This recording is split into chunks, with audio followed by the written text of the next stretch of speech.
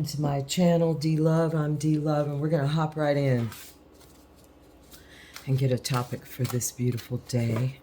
It's beautiful, sunshiny. It happens to be Black Friday. Happy Black Friday.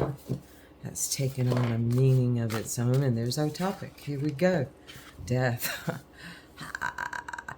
Okay, I think that's appropriate for Black Friday. So we're just going to look at it. And the bottom of the deck is the devil. So we're going to let's look at life, I guess, both. Let's see what comes out. I think today we'll go ahead and go with this Monopoly deck and just see kind of where we're going with this. I'm going to do a Celtic cross. The first card is crossing energy. Too many. Too many. But that grain was nice to see, especially on Black Friday. Let's keep it clean and breathing today. Okay. Whoop. Oh, that tells me something. Okay. Here we go. I want to see this crossing energy. What's crossing this death energy? This renewal, this reawakening, this regeneration. It's going into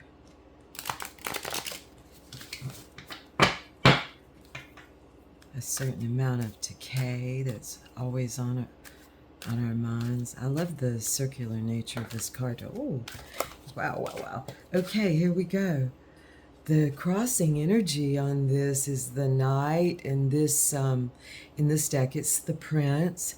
So the younger masculine energy, the energetic masculine energy, the Knight of Cups, and he's coming out with his with one of his significators, majors. This is a Scorpio card, Libra and Scorpio. But messenger of romance and invitations.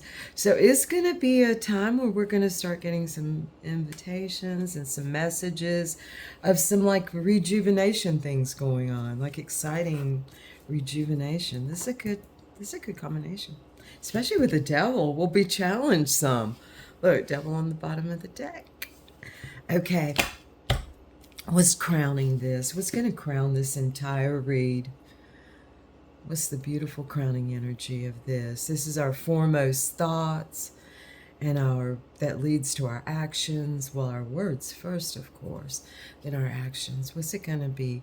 Oh, Seven of Cups.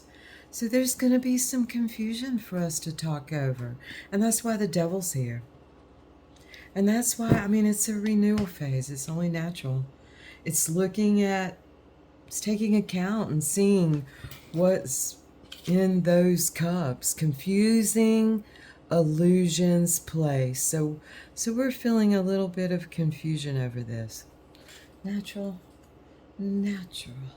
Okay, and like as above, then so below. What's the shadow of this? What's kind of the other side? What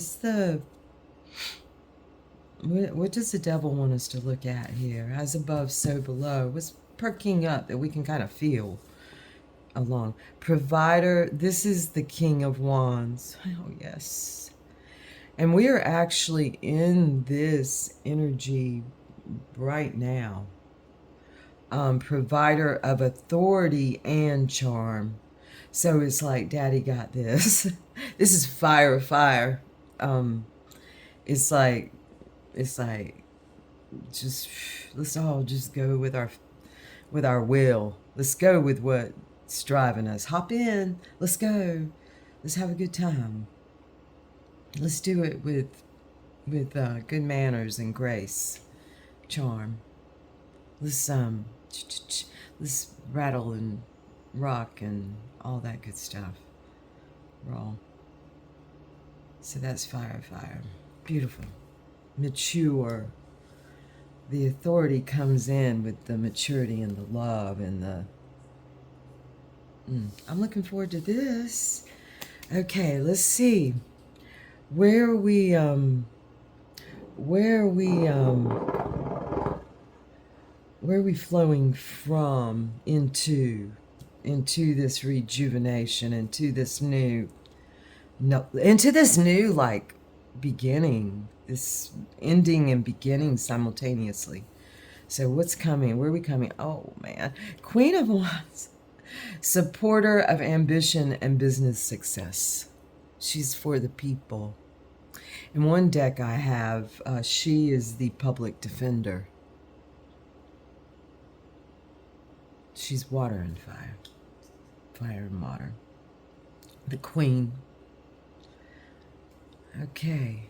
She brings the emotions to this. She just brought the emotions. Kind of. Those 7 of Cups. That's where the emotions are evident. It may seem like they're difficult to comprehend, but they're evident. Look at all those question marks. It's a perfect deck for this read. Questions are good, folks. Ask all the questions, get them as distinct. And I'm just speaking this from like some kind of train that goes by. Okay, subway. What's flowing out of this? What are we feeling coming? What's coming from all of this beautiful? It's like this is the flow of the river. Flow. Actually, like this is Laguz. This on my arm is the rune Laguz, Laguz. And it is the flow of a lake. It literally translates to lake. And it is somehow the flow. It goes with death. It's the flow of the lake. It's the flow of a still body of water. It still picks up the currents. So, and some of them are quite large. Still, fresh water. Oh wow, the Ace of Cups, overflowing emotions place. Okay, all right, okay. That's pretty much, I'm going to leave that there. 2020 vision is coming in. We're going to have clarity through all this. This is the We Are card. We are the star, each of us. Need I say more? No. It's been said how many times? We're the star, each of us, and our light combines and we become like this glowing community. Whoever's hearing this is what we do. Okay, our weather is Perseverance Gardens. It's another 7. 7s are magnificent places of making your stand, being real with yourself and others, and asking those questions that are just floating. Don't let them dance like the wind between you. Let them just be and pop out. And it's Perseverance Garden, the 7 of Wands. So we're gonna make our stand. We're gonna take accountability. We're gonna be the star, each of us, take accountability, and then we're gonna make our stand.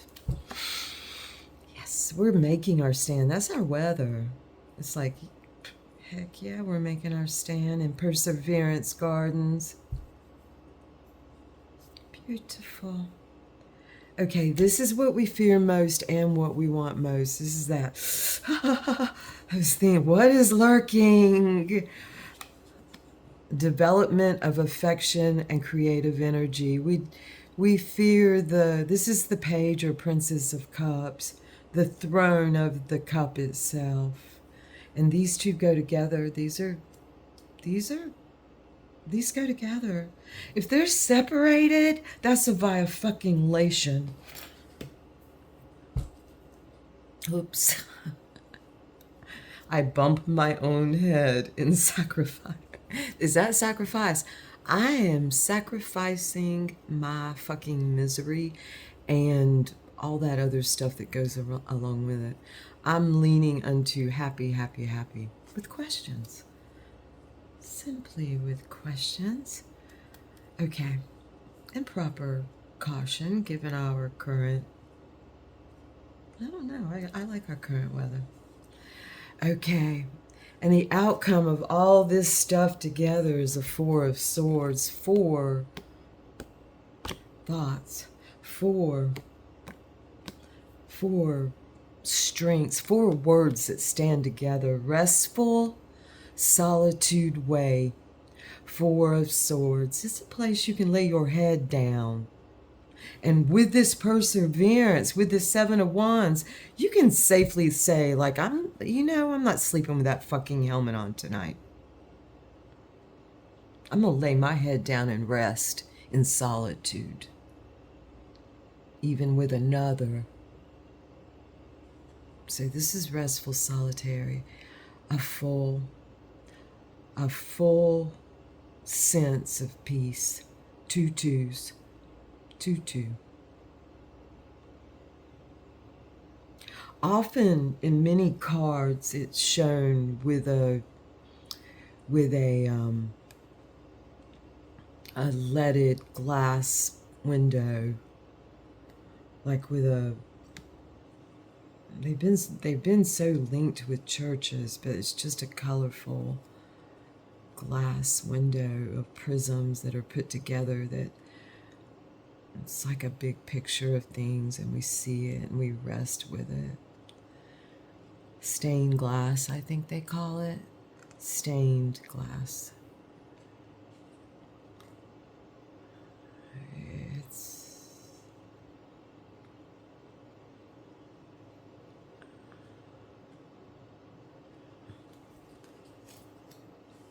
All right, the bottom of the deck. This is advice. Messenger, this is the Knight or the Prince of Swords.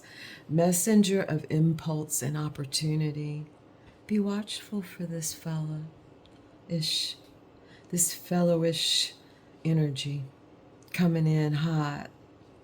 Coming in all thoughts. Coming in all talk and swords. And he can be a hero.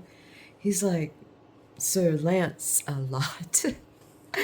He's that energy. He comes in now. I spent what some people could consider a lifetime with this energy. And he saved a lot of lives. So, he's the Prince of Swords. All right, that is advice. Think gold.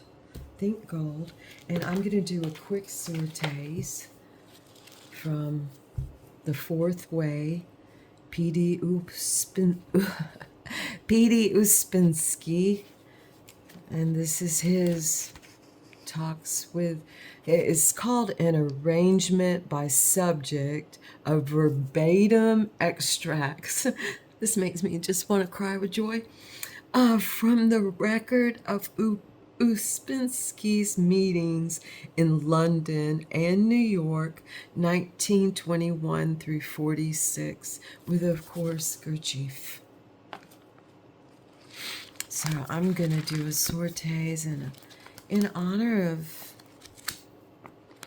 the themes of our existence. We have a lot of male energy out on this table today.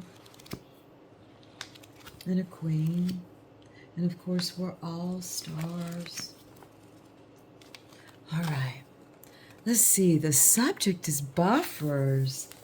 I feel that goes hand in hand. With what we fear the most also. We fear the holding of the cup We fear the platform. We fear that maybe the throne won't hold. Yet we want it so much. So buffers. Question. When a buffer has gone down and you are something that seems unbearable, what is the next step? Answer. Granddaddy Gurdjieff. All the work is preparation for that. If one does not work, but only thinks that one works, and a buffer suddenly disappears by some accident, one finds oneself in a very unpleasant situation, and one also sees that one only pretended to work. Buffers help us to pretend instead of really working. This is why people in the ordinary state cannot have conscience. Because if conscience, C-O-N, I'm spelling this for everyone, C-O-N-S-C-I-E-N-C-E,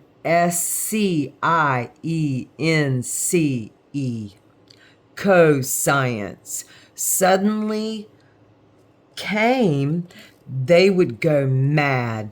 Buffers are useful in this respect. So respect our buffers. They help to keep us asleep. For if other sides are not developed, if everything is not brought into a certain balance, one would not be able to bear oneself as one is. So fucking don't rip other people's buffers down. I added that. If everything is not brought into a certain balance, one would not be able to bear oneself as one is. So it is not even advisable to destroy buffers before one is ready. One must be ready first, and that's not anybody's judgment but their own. They come into it naturally. One must be ready first. We can bear ourselves only because we do not know ourselves. If we knew ourselves as we are, it would be unbearable. I'm going to read one more question and answer. Yet one sees oneself intellectually without feeling strongly. Answer. Intellectual self-study is only preparation, but when you try to remember yourself and not to identify, you begin to feel emotional. Do we all have buffers? I lied. I'm reading another. Do we all have buffers? Answer, yes. We could not live without them. We would have to be sincere all the time and see everything all the time. I think this is where humor comes in sometimes. It's a buffer. It's like it's like a golden buffer. Okay. So I might as well read another. What is the cause of this inner disharmony which one usually has? Answer. This disharmony is the normal state of man. No, period. Let me see what Gurdjieff is trying to say here. Number. Oh, N-O, period. He means number. 1, 2, and 3. A sleeping man cannot be harmonizing. If he were harmonious, there would be no incentive for development and there would be no possibility. But if one tries to be more awake, this is a question. This is Ouspensky. But if one tries to be more awake, one becomes more aware of one's disharmony. Then having seen this, could one become more harmonious? Answer. This is a theoretical question. One ceases to be disharmonious when one ceases to be one is now. One ceases to be, hold on. One ceases to be disharmonious when one ceases to be what one is now, like in the moment, like right now, me holding this book, okay? If I even go over a little bit, I'm disharmonious. As one is now, one is disharmonious. I thought I knew, but I did not. Then aware of one's disharmony, then again disharmonious, again aware. So it's just a little, it's a sway. Again aware of it, and so on. Question. So one can never be happy? Happiness means balance, he answers. Happiness means balance. And balance in our state is impossible. Taking balance in the sense of harmoniousness, we are always balanced in a certain way, but a wrong way. If we were harmonious in our present state, there would be no reason for us to change. So nature arranged it. So nature arranged it very well that we cannot be harmonious such as we are, in order that we should not be happy in this state. So the ever-changing. Okay, happiness is harmony between external circumstances and internal manifestations. And for us, it is impossible if by happiness you understand harmony. I'm going to have to leave it there because of time constraints. And see and feel it and sway with it and get a little bit of that vibe of happiness. All right. Thank you so much for listening, and thank you for subscribing and all those other things associated. Thank you. Have a beautiful Black Friday.